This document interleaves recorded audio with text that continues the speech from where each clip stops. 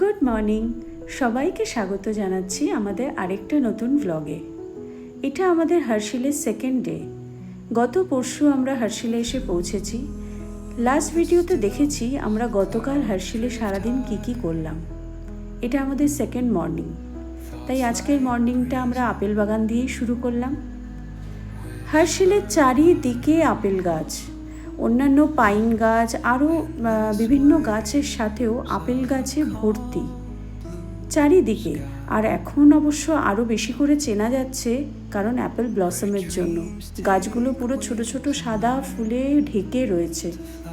এত সুন্দর লাগছে দেখতে যে চারিদিকে, মানে যেদিকে হাঁটছি বেড়াচ্ছি, কোথাও একটা, কোথাও দুটো, কোথাও আবার অনেকটা মানে জায়গা জুড়ে এক একটা বাগান। খুবই সুন্দর লাগছে দেখতে এই সময়টা।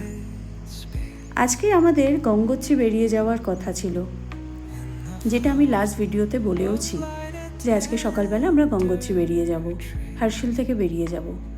আসলে সত্যি কথা বলতে হার্শিল মানে বেড়ানোর জন্য বা থাকার জন্য একটা গোটা দিন কিন্তু যথেষ্ট নয়। মানে যথেষ্ট হয়তো সেভাবে দেখতে গেলে হয়ে যাবে, সব ঘোরা হয়ে যাবে, কিন্তু ঠিক পোষাবে না।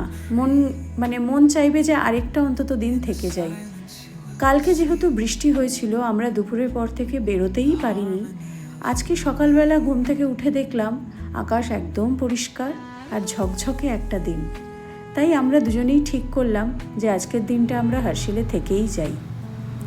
আজকে গঙ্গোত্রী হয়ে আমাদের ঋষিকেশের দিকেই যতটা মানে ফিরতে পারবো ততটাই এগিয়ে যাওয়ার ইচ্ছা ছিল, আর ঋষিকেশে গিয়ে একটা দিন স্টে করার ইচ্ছা ছিল। কিন্তু আমরা পরে চিন্তা করে দেখলাম যে ঋষিকেশে তো খুব গরম, ভীষণই গরম। সন্ধ্যের পর থেকে ওয়েদার তাও একটু ভালো, কিন্তু সারা দিন খুবই গরম আর প্রচণ্ড ভিড়। তাই জন্য আরও ভাবলাম যে নিরিবিলিতে আরেকটা দিন থেকে যাই, আর একটু পায়ে হেঁটে ঘুরে জায়গাটা পুরো এক্সপ্লোর করি। হার্শিলে গাড়ি করে ঘোরার জায়গার থেকে, মানে জায়গা আছে, কিন্তু তার থেকেও পায়ে উঠে হেঁটে হেঁটে ঘুরতেই ভালো লাগবে। হার্শিল একটা খুবই শান্তিপ্রিয় জায়গা, ভীষণই নিরিবিলি একটা জায়গা। এখানে দুদিনের জন্য সব কাজ ভুলে শুধু থেকে যাও। কোনো তাড়াহুড়ো নেই, কোনো ব্যস্ততা নেই, কোথাও যাওয়ার কোনো তাড়া নেই যে এই টাইমের মধ্যে আমাদের পৌঁছাতে হবে, এরকম কোনো ব্যস্ততা নেই। শুধু নিরিবিলিতে দুটো দিন কাটিয়ে যাও। আমি জানি না আমি এর সৌন্দর্যকে কতটা দেখাতে পাচ্ছি, কিন্তু চেষ্টা করছি আজকে সারাটা দিন শুধু ভিডিও করব আর তুলে ধরার চেষ্টা করব সবার সামনে। আমি জানি না কতটা দেখাতে পারছি এর সৌন্দর্যকে, তবে চেষ্টা করছি। এর আগেও অনেক ট্রাভেল ব্লগার যারা আছেন তারা তো হার্শিল নিয়ে অনেক কিছু বলেওছেন আর দেখিয়েওছেন। আমি আলাদা হয়তো কিছুই দেখাতে পারবো না, কিন্তু আলাদা শুধু এইটুকুই, যার যার নিজস্ব অভিজ্ঞতা, নিজস্ব অনুভূতি। আমার অনুভূতিটুকু দিয়েই আমি দেখানোর চেষ্টা করছি, আমার চোখ দিয়ে দেখা, আমার বোঝা হার্শিলকে।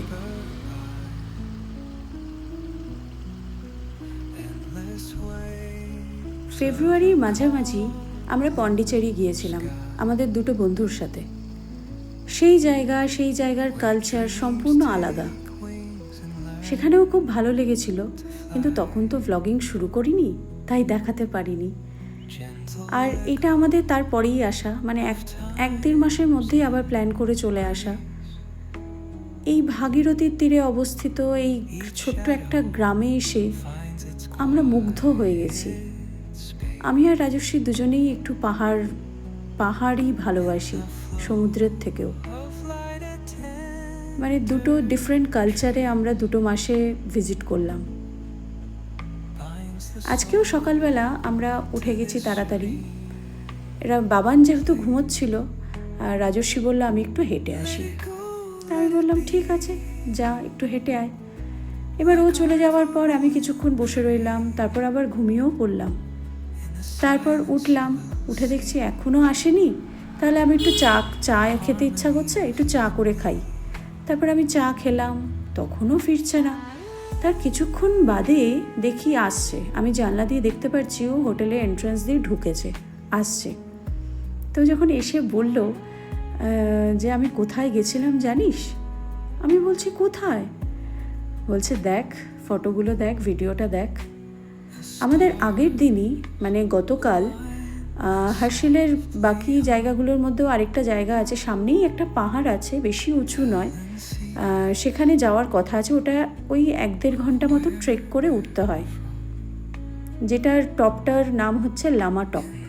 সেখানে উঠে পুরো ওপর থেকে ভিউটা খুব সুন্দর লাগে, আর পুরো হার্শিলকে দেখা যায়, খুব সুন্দর লাগে।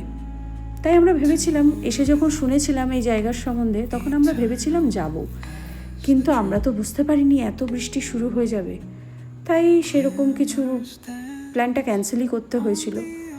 তো আজকে সকালবেলা ও মর্নিং ওয়াকের জন্য বেরিয়েছিল, বেরিয়ে ও লামা টপ চলে গেছিল। ওর মুখেই শুনে নাও ওর অভিজ্ঞতার কথা। মর্নিং, এখন প্রায় সকাল 6:30 বাজে। আজকে আমরা হার্শিলেই আছি। আজকে আমাদের হার্শিলের 3rd ডে।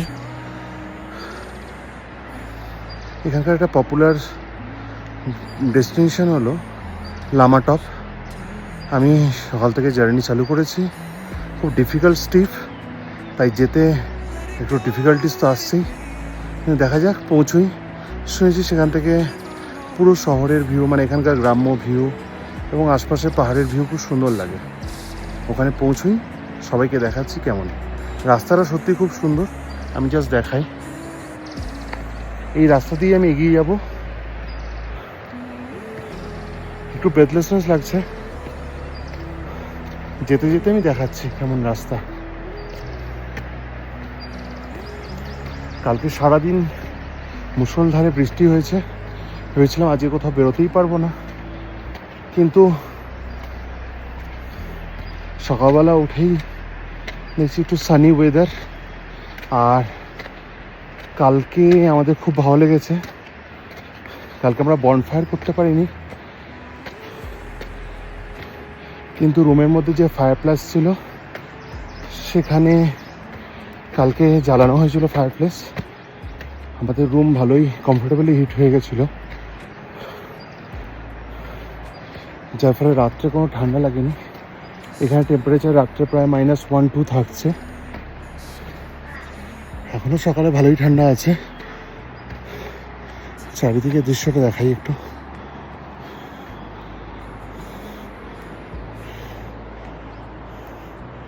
এই রাস্তা ধরেই আমি এগিয়ে এসেছি। একটু ডিফিকাল্ট ট্রেক, কিন্তু আশা করি পৌঁছে যেতে পারবো।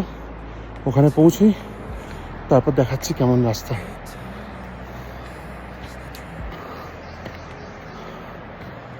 ও ফিরে আসার পর ওর থেকে সব কিছু শুনলাম, আমি তো একটু অবাকই হয়ে গেলাম। ও এত তাড়াতাড়ি ট্রেক করে চলেও এলো, এসে সব ফটোগুলো দেখালো। আর যেটা হয়, পাখির চোখ দিয়ে যে কোনো জায়গায় তো দেখতে খুবই সুন্দর লাগে, তার সৌন্দর্যের মাত্রা অনেক বেড়ে যায়। সেটাই এখানেও, সেটাই বোঝা যাচ্ছে। আর যেটা ওর থেকে শুনলাম, পাহাড়টা নাকি পুরো খাড়াই, মানে আমরা যদি উঠতেও পারতাম, বাবানের জন্য একটু অসুবিধাই হতো।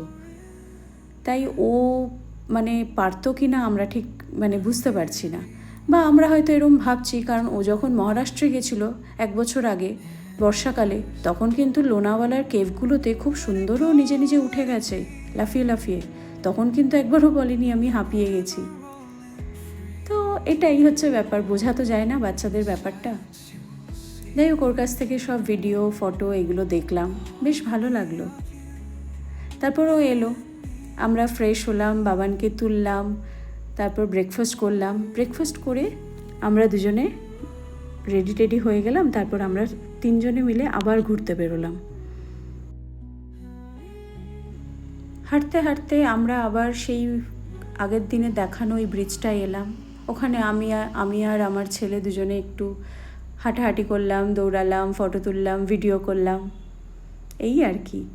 এইগুলোই তো স্মৃতি। বাবান তো বড় হয়ে যাবে, এই স্মৃতিগুলোই তো থেকে যাবে না।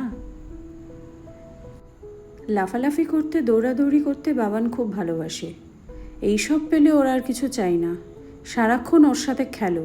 ওর বাবাকে শুধু বলবে রাস্তায় হাঁটতে গেলে, বাবা রান করো, রান রান। আমাকে অতটা বলে না, কিন্তু ওর বাবাকে খুব বলে। ছোটবেলার এই জিনিসগুলোই তো ভালো লাগা, মা বাবার সাথে এই স্মৃতিগুলোই তো থাকে, তাই না?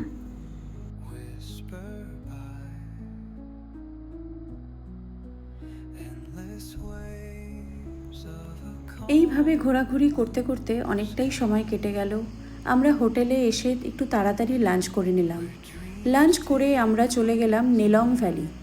নেলং ভ্যালিরই একটা জায়গা হচ্ছে গর্তং গলি, যেটা হচ্ছে নেলং রিভারের ওপরে পাহাড়ের গা দিয়ে অবস্থিত একটা কাঠের ব্রিজ। নেলং রিভার থেকে যার দূরত্ব হচ্ছে মানে উচ্চতা হচ্ছে 11,000 ফুট উপরে যেই ব্রিজটা, যেটা দেখার মতো। সেটা একটা সময় তিব্বত আর ইন্ডিয়ার মধ্যে ব্যবসা বাণিজ্যের রাস্তা ছিল, যাকে বলা হতো সিল্ক রুট। সেটা এখন বন্ধ। এখন ওই জায়গা দিয়ে কোনোভাবেই আসা যাওয়া হয় না, ওটা শুধু ট্যুরিস্ট প্লেস। কিছুটা ট্রেক করে যেতে হয় ওই জায়গায়।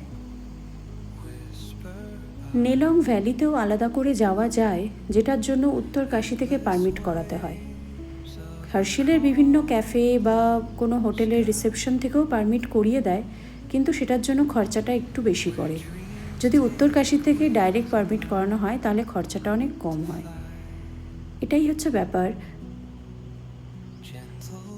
এই হচ্ছে সেই ব্রিজ, গর্তং গলির সেই ব্রিজ, আর এই হচ্ছে রিভার। এই ব্রিজ দিয়ে একটা সময় ব্যবসা বাণিজ্যের সম্পর্ক ছিল তিব্বত আর ইন্ডিয়ার মধ্যে। নেলং ভ্যালিকে বলা হয় উত্তরাখণ্ডের লাদাখ। আমরা যাব বলে ঠিক করেছিলাম, কিন্তু পরবর্তীকালে সময়ের অভাবে আমরা আর যাইনি।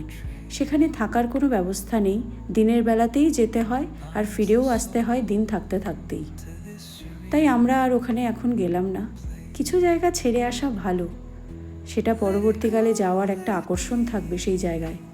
হার্শিলে আসার ইচ্ছা তো আবার রইল। তাই আমরা পরবর্তীকালে যখন আসবো তখন নেলং ভ্যালি যাওয়ার কথা ভাবব। গর্তং গলি থেকে আমরা আবার হার্শিলে ফিরে এলাম। বিকেল হয়ে গেছিল। আরেকটা জিনিস, আমরা দুদিন ধরে পাহাড়ে এসেছি, আমরা ভালো মোমো পাচ্ছিলাম না কোথাও। ভালো কি সেভাবে পাচ্ছিলামই না।